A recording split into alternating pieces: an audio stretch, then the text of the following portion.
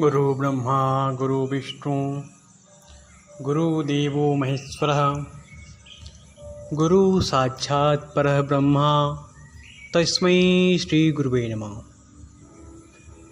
मन के द्वार प्रवचन सीरीज का ये 26वां ऑडियो है और आज के प्रवचन का विषय है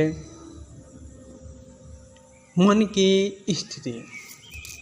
मन की स्थिति का रूपांतरण अपनी इच्छानुसार कैसे करें, क्योंकि हमारा मन हमें ऐसे ऐसे अवस्थाओं में ले जाता है, ऐसे ऐसे क्रियाओं में फंसा देता है, ऐसे ऐसे हालात में ले जाके खड़ा कर देता है जहाँ पे हम असहाय अपने आप को महसूस करते हैं। और आज सुबह जो मैंने जीवन सूत्र बनाई थी उसको बहुत से लोगों ने पढ़ा और उस पर धन्यवाद भी दिया और प्रश्न भी बनाए। तो मुझे आज ख्याल आया कि मैं इसी पे इस टॉपिक को ही विषय बनाता हूँ और बताता हूँ कि मन को कैसे मन इच्छित रूपांतरण कर सकते हैं। तो आज के जीवन सूत्र में था कि जो मन में उठने वाली छोटी सी शंका कैसे कैसे हमारे जीवन को रूपांतरित कर देती है, तनाव में ले जाती है, घृणा में ले जाती है, बेमनस्ता में ले जाती है। जो चीज़ नहीं भी होता है वहाँ आभासीय दुनिया में खड़ा कर देती है आपको। तो अगर आपको, और जीवन सूत्र का दूसरा पहलू भी था कि आपकी अगर शुभ विचार आते हैं तो आपके सारे रास्ते बनते चले जाएंगे उन विचारों के जरिए। तो आज हम जानेंगे कि शंका हमारे अंदर आती कैसे है, हमारी बॉडी के अंदर ये इफ़ेक्ट कैसे आ जाता है, किन कारणों से हम शंका करने लग जाते हैं। और हम ये भी जानेंगे कि शंका से बचने का मार्ग क्या है। और दूसरा पहलू कि हम अपने मन में अच्छे विचार कैसे ले आएं, क्या करें कि हमारे विचार रूपांतरित होकर अच्छे हो जाएं। ठीक है, तो यही कारण है आज के टॉपिक का बनने का। और परमात्मा की इच्छा से इस पे चिंतन मनन करते हैं। तो सबसे पहले हम कोई भी छोटी बिंदु को ले लें आप, जिसके कारण से आपके जीवन में बहुत सारा रूपांतरण क्या होने वाला था और आपकी शंकाओं ने उसको बदल के क्या कर दिया। हर व्यक्ति जो असफल है, हर व्यक्ति जो फेलियर है, हर व्यक्ति के जीवन में जो झगड़े हैं, तनाव है, गृह कलेश है, वो उसका सबसे एक बेस में कहीं सूक्ष्म से सूक्ष्म कारण है एक शंका। शंका अर्थात नेगेटिव विचार। नेगेटिव विचार मतलब दिमागों को आपने उलझनों में डाल दिया।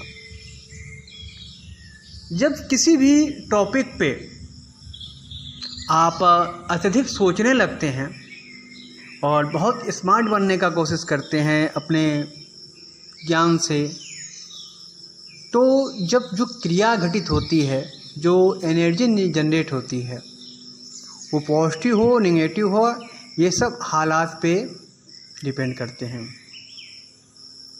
यदि शुभ स्थिति में आपने अपने मन को नहीं रखा है, अपने आप को नहीं रखा है और कोई ध्यान साधना नहीं कर रहे हैं, तो छोटी सी बात समाज में होने वाली घटना या आपके कोई मित्र बंधु बांधव कहना कुछ और चाहेंगे, उसका इफ़ेक्ट आपके मन पे और अंतर मन पे कुछ डिफरेंट ही पड़ने वाला है, क्योंकि आपने अपने आप को उस हालात में बना रखा है ना लेने के लिए।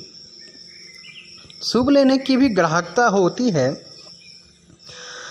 और अशुभ लेने की भी ग्राहकता होती है। ऐसा नहीं कि अगर आपके पास कोई अशुभ व्यक्ति बैठा हुआ है तो आप उससे अशुभ ही लेंगे। आपके अंदर ग्राहकता, उसको लेने की क्षमता है कि नहीं। आप पॉजिटिव वेव हैं तो उसकी नेगेटिव एनर्जी आपके पास आएगी, नेगेटिव थॉट आपके पास आएंगे, लौट के उसके वापस चले जाएंगे, वो आपके ब्रेन में नहीं जाएंगे, आप उसे संग्रहित नहीं कर पाइएगा, आप उससे मुक्त हो जाइएगा। तो जो ये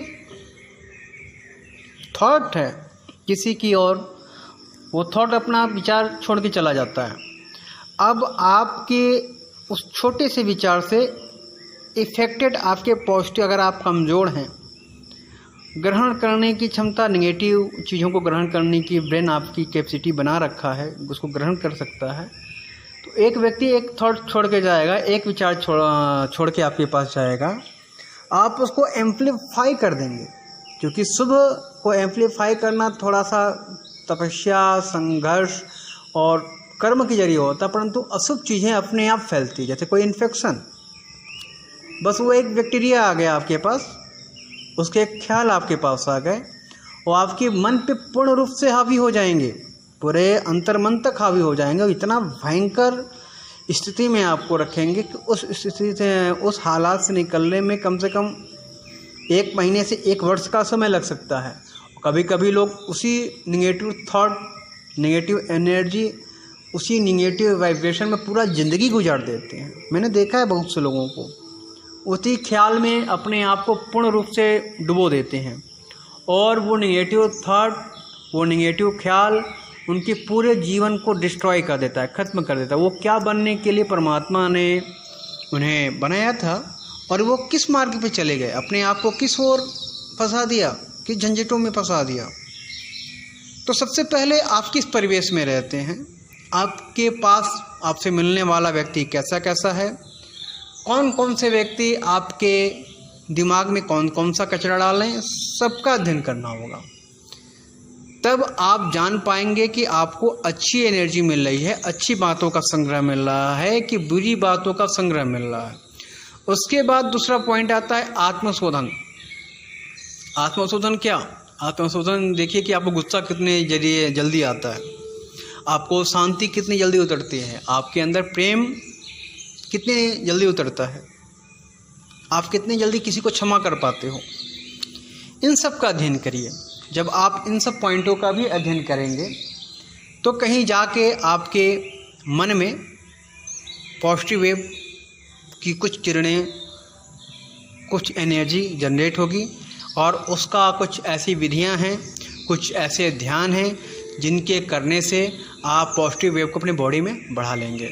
सबसे पहले होता है कि आत्मशोधन, एनालिसिस करिए कि आपके जीवन में क्या हो रहा है।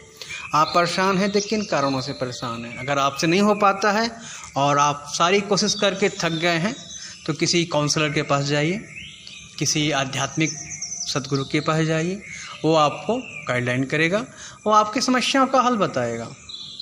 आजकल बहुत से लोग हल बता रहे हैं समस्याओं का, पारिवारिक समस्याओं का। मेरे रेडियो पे का न्यूज का चैनल है, चैनल का नाम मुझे ख्याल नहीं आ रहा, पर उसमें एक कार्यक्रम चलता है लव गुरु का।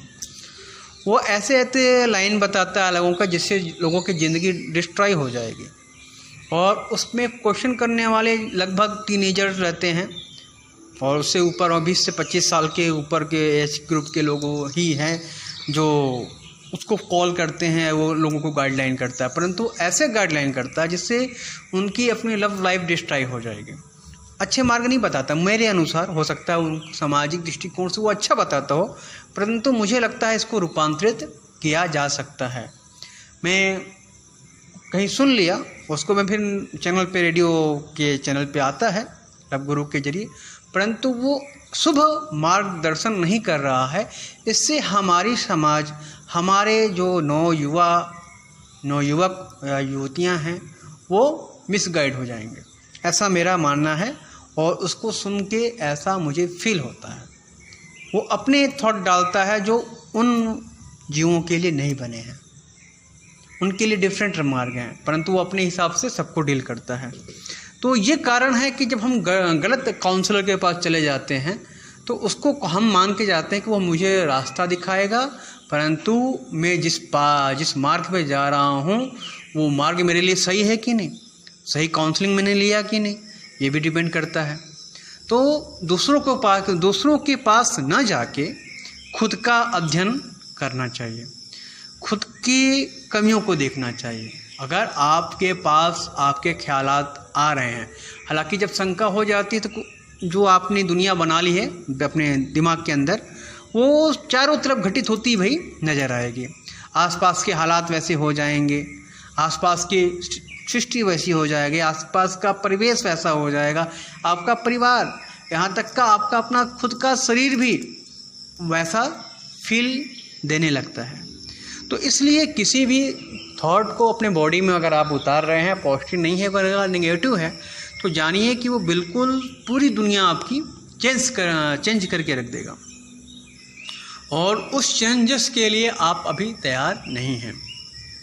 तो किसी भी पॉइंट को, आपकी पारिवारिक मामला हो, व्यापारिक मामला हो, किसी मित्र के साथ हो, कोई भी, उसको समय दीजिए, कुछ टाइम आप दीजिए, 1 दिन, 2 दिन, 7 दिन, 17 दिन, कम से कम 17 दिन का टाइम दीजिए आपके खुद के भ्रम को दूर करने के लिए।